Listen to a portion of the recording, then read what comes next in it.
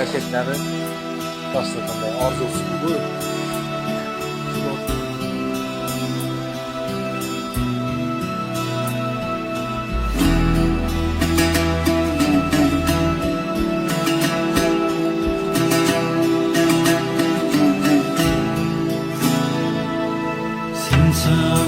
Severim hafinan, hafinan. Sensen severim hafinan, hafinan.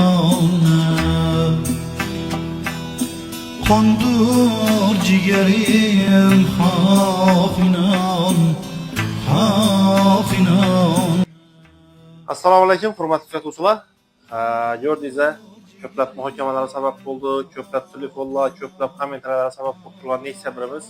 Maşını olib chiqib evakuatorda hozir Nayak keldik. Mayal Master servisine. Bu o'zlarimizning yangi bozordagi servis. Beyler Ruslan abine xizmatda. Va xohlasa buni hozir akkumulyator qo'ymasdan oldin, mashina zavod qilmasdan oldin motor moyini almashtirishga qaror etdik. Sebebi 3 yıldan beri bu yanmayotgan motor 2006 başlı 20 yıl yine motor moyini almashtirishga qaror etdik. Almashman ekan. Lutsup yağını tazalab keyin zavod qilamiz dedik. Akkumulyatorlar ham yo'q ekan, urqqan ekan. Men koreyskiy Chistin Delcor olib keldim. Bu bilasizlar. Akkumulyator Optum Urganch'dagi Daniyaramızdan olib keldim. Endi videolarni qo'yib o'taman. Haqiqiy orijinal Delcor. Beraber bilaylik. Chistin Koreya. Xohlasa, Asar ustana avtolarni döking.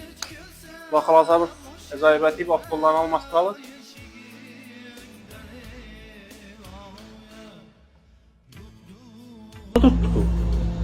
Yürümeyenle ne etsen sen? Ortaklayla şeyim воздушный filtrelerini de tuttu keyine. Düşüngen adamlar olsa yaz veresler komentariye.